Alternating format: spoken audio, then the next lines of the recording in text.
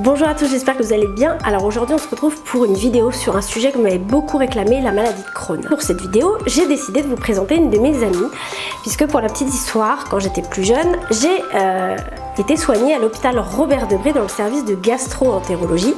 Et dans ce même service, on soignait les patients atteints de maladie de Crohn et les patients atteints de mucoviscidose. C'est-à-dire qu'aujourd'hui, eux connaissent très bien la muco et nous, on connaît très bien la maladie de Crohn. J'ai voulu vous présenter Farida parce que j'ai partagé pas mal de moments avec elle. Je sais par où elle est passée et je peux vous dire qu'elle en a chié. Et aujourd'hui, son histoire, pour moi, est vraiment une source d'espoir parce que voilà, elle n'a pas du tout la vie, en tout cas, qu'on lui avait imaginée. Donc voilà pourquoi j'ai voulu vous la présenter. Je vous propose de découvrir le témoignage et on se retrouve juste après. Farida, comme je le disais en introduction, on s'est connue toute jeune à l'hôpital Robert Debré. Donc moi je venais pour me faire soigner de la mucoviscidose et toi pour la maladie de Crohn. Ouais. Est-ce qu'on peut déjà rappeler ce que c'est que la maladie de Crohn ? Oui, la maladie de Crohn, c'est une maladie qui concerne les intestins, généralement soit l'intestin grêle ou soit le côlon. C'est une inflammation de l'intestin grêle ou du côlon. Et c'est une inflammation qui peut être très grave. Le mieux, c'est de la prendre à temps, de la soigner rapidement. Et si on attend trop longtemps comme moi, on se retrouve avec un intestin en moins. Alors, quand tu dis longtemps, finalement, pas si longtemps, parce que tu as été diagnostiquée hyper jeune, à 13 ans. Alors oui, hyper jeune. Ce que je vois, c'est que quand je vais aux toilettes, il y a énormément de sang qui coule. Donc j'ai 13 ans, début de l'adolescence, je pense être réglée. Donc je m'inquiète pas tout de suite. Je me dis, j'ai mal au bide, il y a du sang qui coule, j'ai mes règles. Donc là, ta maman, tu lui en parles. Oui. Et à ce moment-là, elle décide de t'emmener voir le généraliste. Oui, parce que alors au bout de 15 jours de soi-disant règles, ça commence à faire long, donc on se dit que c'est pas les règles. Et puis on s'aperçoit finalement que, comme tu dis, ça sort pas du bon trou, que le sang vient avec les selles. Et du coup, là, effectivement, je vais consulter mon généraliste qui me dit que j'ai des hémorroïdes. Donc du coup, je repars pour 15 jours de plus avec un traitement pour les hémorroïdes. Tu commences ce traitement, les semaines passent, mais ton état se dégrade, t'as mal au ventre, tu maigris. J'ai mal au ventre, je maigris très très rapidement parce que j'arrive plus à ingurgiter aucun aliment. Le fait juste de m'alimenter me fait souffrir de douleur. Donc je m'alimente plus et en plus d'avoir des selles très liquides, je vomis.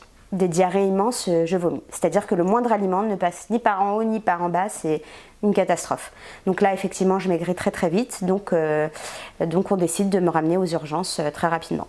Et alors là, tu me disais qu'à ce moment-là, aux urgences, on laisse tomber les hémorroïdes et on parle d'une hépatite C. C'est ça. Alors j'arrive, je suis très très blanche, je suis amaigrie, et c'est une hépatite C. D'accord. Donc c'est le premier diagnostic qui est posé comme ça très rapidement à vu mes symptômes. Et puis finalement, après, on s'aperçoit que c'est pas l'hépatite C, mais que c'est peut-être les moules que j'ai mangés la veille. Donc après avoir pensé aux moules, les médecins décident finalement de t'orienter vers un autre centre pédiatrique. Et c'est là que tu atterris à l'hôpital Robert Debré. Ouais. Et alors là, tu étais loin d'imaginer que d'une consultation aux urgences, tu allais partir pour 1 an et demi d'hospitalisation. Non. Je m'en doutais pas du tout. 1 an et demi. 1 an et demi minimum, ouais. C'est entre 1 an et demi et 2 ans, ouais. C'est juste énorme. Tu as 13 ans, tu vas passer 1 an et demi à l'hôpital. Ouais. Et je vais rater beaucoup de choses.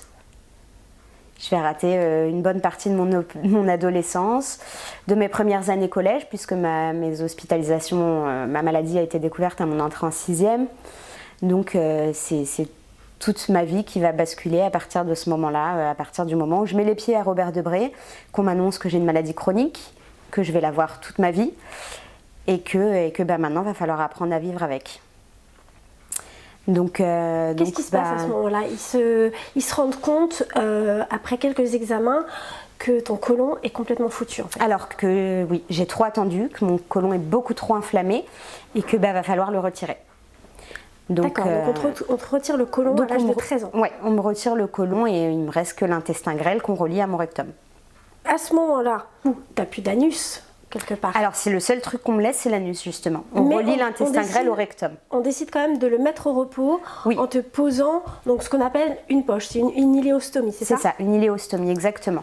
On décide de sauver mon rectum pour que je puisse aller à la selle normalement et pas me retrouver avec une prothèse. Mais comme il est bien touché lui aussi, on ne va pas remettre l'intestin grêle en continuité tout de suite avec le rectum. Donc pendant 3 mois, on va me laisser le rectum au repos. Et pour ça, on me pose une iléostomie. Ce qui est le pire pour une adolescente. Tu peux pas dormir sur le ventre, tu peux pas dormir sur le côté, donc clairement on a l'intestin qui sort du ventre avec cette petite poche en plastique qui ramasse nos excréments. Et il n'y a rien de plus humiliant et embêtant à l'âge de 13 ans, quand on est une jeune fille, qu'on découvre sa puberté et que son corps de jeune femme, et que finalement on pue le caca toute la journée, quoi. Puis si on a le malheur d'attendre un peu trop longtemps que la poche se remplit, il y en a partout. Je me rappelle, pour la petite anecdote, que j'avais voulu aller voir mes copines au collège qui faisaient un spectacle de fin d'année auquel j'ai pas pu participer, et j'ai vidé ma poche avant d'y aller. J'y suis allée. Je suis allée voir ce spectacle qui a duré 2 heures, sauf qu'en 2 heures la poche a largement le temps de se remplir.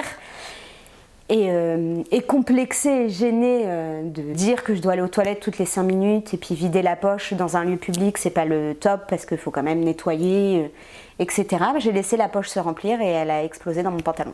On prend ses affaires et on rentre chez soi parce qu'on a du caca partout, que ça coule partout et qu'on n'a pas envie clairement de puer la merde devant ses copains. Donc tu prends tes jambes à ton cou et tu rentres chez toi au plus vite. Est-ce que tu leur as expliqué que tu avais cette maladie qui est humiliante? Pourquoi tu étais hospitalisée? Alors je l'ai pas vraiment expliqué parce qu'il faut se dire que 13 ans c'est l'âge bête, c'est pas l'âge de la compréhension. Alors ils m'ont vu disparaître pendant 1 an et demi, donc ils ont su que j'avais une maladie chronique, que c'était grave, et les plus proches sont venus me voir à l'hôpital, donc ils savaient. Mais clairement on évite le sujet, c'est plus un sujet tabou parce que quand on revient 2 ans après au collège et qu'on est sous cortisone, on n'a plus la même tête, on n'a plus le même corps, on est gonflé de partout et les copains et copines sont pas tendres à cet âge-là. Il n'y a pas de compréhension de la maladie. C'est-à-dire que je suis revenue au collège, c'est Farida, t'es une grosse vache. Et c'est parce que du coup, tu avais beaucoup grossi à cause de la cortisone. À cause de la cortisone, oui. Je prenais des doses énormes et puis j'en ai pris pendant 8 ans, donc ça a eu le temps de faire son effet. Complètement. Et du coup, on revient et on n'est pas l'enfant malade, on est Farida, la grosse vache, et c'est là que le calvaire a commencé. En plus de cette fameuse poche, il n'y a pas que l'anus qu'on met au repos, on te met aussi ton estomac complètement au repos. C'est ça. C'est-à-dire qu'on te pose un cathéter. Exactement. Avec une nutrition entérale la nuit. C'est ça. Et donc, finalement, par jour, de ta bouche, tu n'avales que très peu d'eau pour avaler des médicaments. C'est tout ce qui rentre dans ta bouche. C'est ça. Pendant 6 mois, je n'ai mangé aucun aliment. J'ai mangé aucun aliment. Et ça, c'est pareil, comment on le vit avec les potes? C'est-à-dire qu'on va plus au goûter d'anniversaire, on va plus... Alors à ce moment-là, on le vit bien, parce qu'on est à Robert-Debré, qu'on est avec d'autres enfants qui ont la maladie de Crohn, d'autres enfants qui mangent pas forcément non plus, ou qui mangent, eux ont le droit de manger. J'aurais bien voulu te piquer des trucs dans ton plateau, mais non, on n'avait pas le droit, on serre les dents. C'est hyper dur, faut quand même être hyper courageux. C'est horrible parce qu'on n'a pas la sensation de faim, parce qu'on est nourri par cathéter, mais si ce n'est que de voir une pub pour le McDo à la télé, c'est comme de faire un régime et d'avoir envie d'un carré de chocolat, c'est horrible. On a juste envie de bouffer. Et pour la petite anecdote, mon père a eu mal au cœur de me voir pendant 6 mois comme ça. Et, il me ramenait des petits sandwichs au kiri. En cachette. En cachette.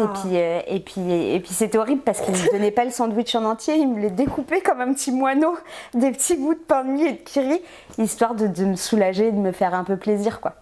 Qu'est-ce qui se passe après cette longue période de repos? Tu resubis une grosse opération? Ouais. Il faut remettre tout en continuité, donc il faut remettre l'intestin dans le ventre, il faut le relier au rectum, et c'est de nouveau une grosse opération. Tu me disais que c'était hyper douloureux, que même un adulte aurait du mal à supporter ça. Ouais, c'était hyper douloureux. C'est une douleur que j'oublierai jamais concrètement, même celle de l'accouchement à côté. Je crois que on dit souvent quand on accouche ça fait mal, mais on s'en remet, c'est vrai. Les points de suture et la douleur de la cicatrice et de l'intestin qui souffre encore, c'est pire. Avec morphine et tout ce qui s'ensuit. Avec morphine, heureusement qu'on a la petite pompe à morphine où on peut appuyer quand on a envie sur le bouton pour se soulager un peu. Alors t'en abuses un peu parce que t'as l'impression d'avoir tout le temps mal, mais heureusement qu'il y a ça. 1 an et demi d'hospitalisation, une période où tout est au repos. Ensuite, on peut dire vulgairement quelque part que tout rentre à peu près en ordre au point de te laisser rentrer chez toi pour pouvoir reprendre une vie. Alors on commence par des petites permissions le week-end, on peut rentrer chez soi de temps en temps. Ça permet de renouer un peu le lien parce qu'on a beau dire ce qu'on veut, mais à 13 ans, les copains et copines, ils nous ont oubliés. Bien sûr. Eux, ils ont continué leur vie. Donc ça a été compliqué parce qu'effectivement, personne ne m'a attendu. Les cercles d'amis se sont reformés. Et finalement, on a l'impression d'être nouvelle et de débarquer dans une nouvelle école et de tout devoir recommencer. Tu m'as raconté quelque chose qui m'a beaucoup touchée. Bon, à l'hôpital, on vit des choses. On vit finalement presque une vie d'adolescente avec nous aussi, nos délires, nos petits flirts, nos petits machins et tout. Mais on est quand même dans un moule coupé de la vie extérieure. Et tu me dis, quand je suis rentrée chez moi, j'ai demandé à mon papa de m'acheter une poupée. Ouais, c'est vrai. C'est le premier truc que j'ai demandé. J'ai l'impression d'être partie bébé. Et quand je suis rentrée chez moi, le premier truc que j'ai demandé à mon père, c'est de m'acheter un poupon. Ouais, comme les poupées Corolle, là, un poupon pour jouer à la poupée, ouais. Alors que tu n'avais plus l'âge de jouer à la poupée. Alors que j'avais plus du tout l'âge de jouer à la poupée. C'est une période de ta vie que tu as loupée. Ouais, j'ai l'impression que les années sont passées, mais que moi, j'avais pas grandi finalement. Propulsée dans un monde d'adulte sans passer par les étapes normales. C'est ça. J'arrivais au collège, les filles avaient des petits copains, C'était l'époque des petits copains, des amoureux, et moi, j'étais pas du tout dans ce mood-là. Moi, voilà, je voulais rester dans ma chambre, jouer avec mon poupon, et ça m'allait bien comme ça, quoi. Alors finalement, donc après avoir eu ce poupon, il y a quand même un jour où tu te réveilles et tu dis je vais reprendre ma ville. Ouais. Où là tu as une période où quand même tu profites. Ouais. Première boîte de nuit, première sortie entre filles. Ouais. Comment t'es à ce moment-là avec la maladie?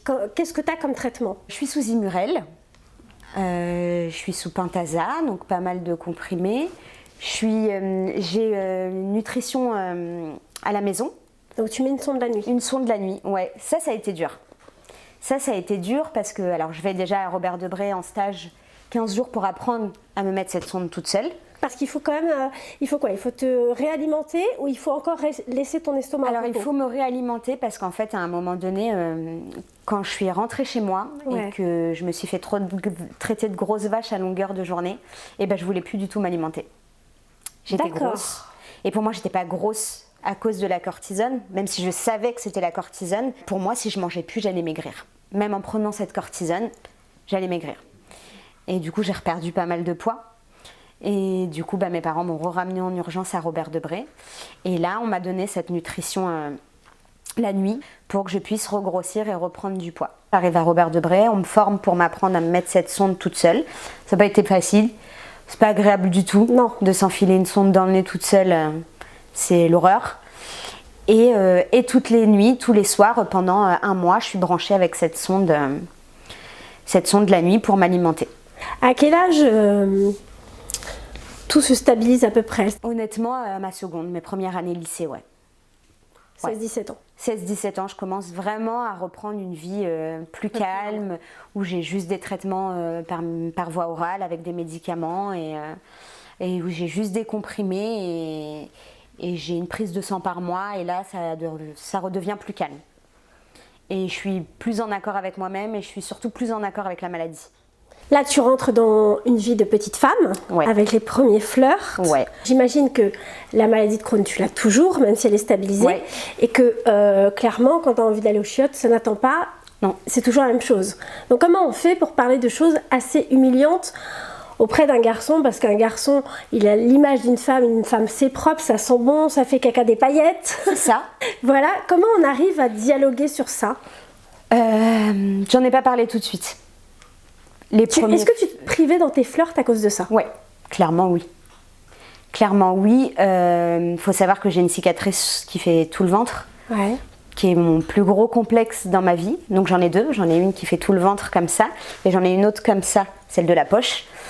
Et en plus j'ai une peau qui cicatrise très mal à cause de la cortisone, donc j'ai des cicatrices qui sont vraiment pas jolies.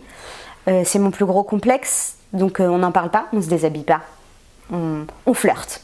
D'accord. On flirte, on n'a pas de relations sexuelles, on n'a pas non plus de préliminaires parce qu'on veut pas qu'il découvre ce ventre horrible, parce qu'on sait jamais quelle va être sa réaction. Et moi, je parlais pas de ma maladie parce que je pense que j'ai toujours été forte et j'ai toujours essayé Déjà, j'ai pas envie qu'on me voit comme une malade. J'avais pas envie, j'en ai toujours pas envie. Et du coup, je faisais attention à être comme les autres, ou en tout cas à paraître comme les filles de mon âge le plus possible. Mais après, effectivement, quand ça devait aller plus loin, je stoppais la relation et je passais à autre chose. Jusqu'au jour où tu rencontres mon mari. Ton mari. Ouais. Et alors, Qu'est-ce qui a fait la différence? Alors j'avais déjà 20 ans.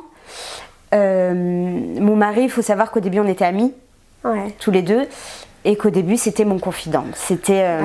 Donc j'ai pu parler avec lui de la maladie très rapidement, donc chose qu'il a très bien compris. Pareil en tant qu'ami au début.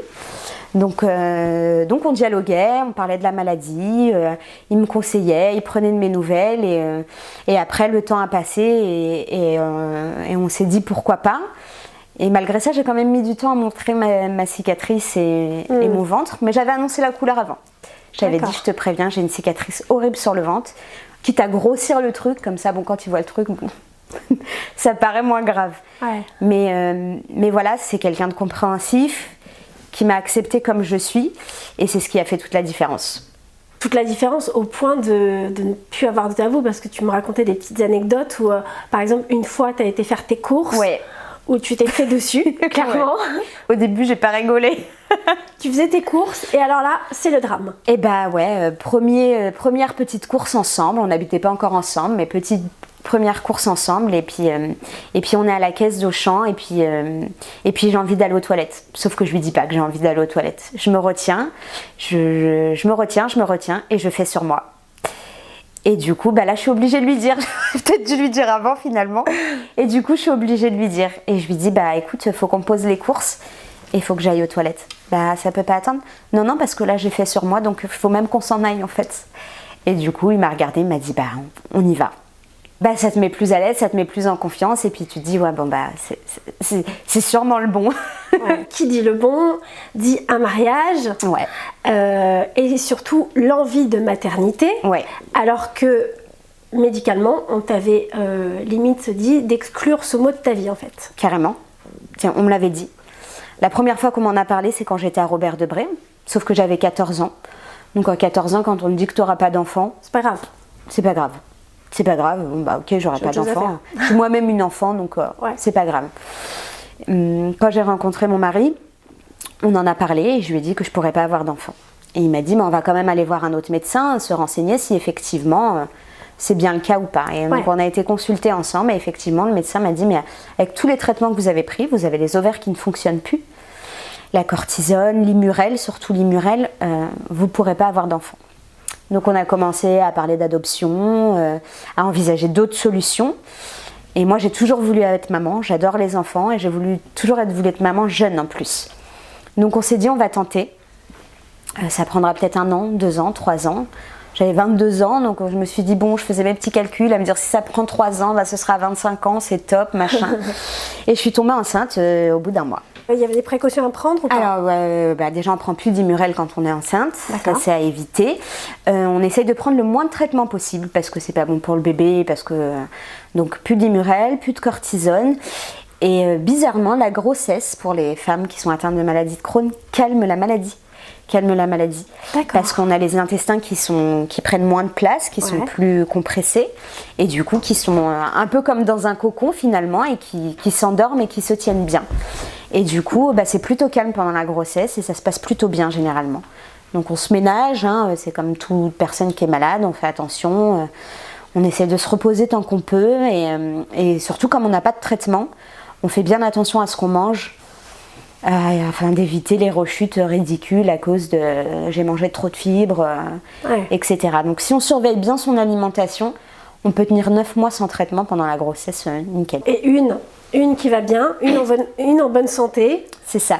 Un bonheur inexplicable, sans nom, inexplicable. Pourquoi pas en faire une deuxième? C'est ça. J'ai eu du mal. Parce que Lina, ma première fille, c'était mon petit miracle. Ah ouais. Et là à côté, donc c'est horrible. C'était mon petit miracle et en fait quand j'ai eu Lina, je pensais que je pourrais jamais aimer un autre enfant parce que c'était mon miracle et j'avais eu la chance d'en avoir une et je l'aimais tellement fort que pour moi si j'avais un autre enfant je pourrais pas l'aimer pareil. Et c'est complètement faux parce que j'ai eu la chance d'avoir ma deuxième princesse Naya et j'ai eu la chance de revivre ce bonheur. J'ai la chance d'être une maman comblée parce que j'ai ces 2 princesses et c'est le bonheur de toute ma vie et ça fait oublier tout quoi. Ça fait oublier la maladie, ça fait oublier ce que j'ai subi, les moments qui sont difficiles, elles me rendent tellement forte Mes filles au quotidien, elles ne le voient pas la maladie. Elles ne le ressentent pas. Ça fait partie de ma vie à moi, mais ça ne fait pas partie de leur vie à elles. Alors maintenant, on va un petit peu parler des traitements de maintenant. Ouais. Aujourd'hui, tu es donc sous Remicade. C'est ça. Ce fameux médicament qui nécessite que tu ailles faire une perfusion toutes les 8 semaines. C'est ça. Qui te fait aussi remplacer tous les médicaments par voie orale. Exactement, c'est l'avantage. Et du coup, je me rends toutes les 8 semaines à l'hôpital. C'est une perfusion qui dure toute la journée, voire la demi-journée si on a des bonnes veines, mais c'est pas le cas pour moi. Et du coup, je reste une journée en hospitalisation, on me perfuse le traitement toute la journée. Et puis après, je rentre chez moi le soir et j'ai plus cette prise de médicaments. Donc ça apporte quand même une certaine stabilité. Ça permet d'avoir une vie un peu plus normale, quand même. Moi, en tout cas, sur moi, ça me fonctionne bien. Je le prends depuis 2015. Et après, quand je rentre chez moi, le traitement, c'est derrière, quoi. Est-ce que tu manges normalement maintenant? Tu peux manger tout ce que tu veux? À peu près tout ce que je veux. Il y a des choses qui sont encore difficiles. La salade. Si je mange de la salade, je vais chier des feuilles de salade. Voilà, au moins c'est sans filtre, c'est direct. Le maïs, c'est pareil. Ouais. Mais c'est vrai que le maïs, c'est un peu tout le monde. Hein, c'est vrai? Ah ben, je suis contente de le savoir. Mais du coup, je vais pas rentrer dans les détails, mais il me semble. Bon, si vous mangez du maïs et que vous bouchez du maïs, contactez-nous. Et du coup, je vais en manger raisonnablement. Je ne vais pas manger des salades tous les soirs. Parce que bon, à un moment donné, mon intestin, il va prendre le peu qui me reste, il va prendre un coup. Mais c'est vrai que je peux manger relativement ce que je veux. Et ça m'aide aussi à manger plus sainement. Est-ce que le Remicade, c'est le seul traitement en termes d'avancée sur la maladie de Crohn aujourd'hui, ou il y a d'autres choses depuis ta vie de petite fille en tout cas? Malheureusement, non. D'accord. Non. Il n'y a pas autre chose que le Remicade. Alors il y a des gens qui l'acceptent bien, d'autres un peu moins bien. Il faut savoir que le Remicade, c'est pas sans risque non plus. Mais malheureusement, à un moment donné, il faut faire un choix. Soit prendre l'Immurel et savoir qu'à un moment donné, on peut refaire des poussées et resubir des hospitalisations, ou soit prendre le risque de faire le Remicade et se maintenir et vivre correctement et avoir une vie normale. T'es un exemple, t'es mon exemple en fait sur la maladie de Crohn. Tu sais, t'as vécu vraiment le pire de cette maladie. Ouais, je crois. Que tu connais sur le bout des doigts. Ouais.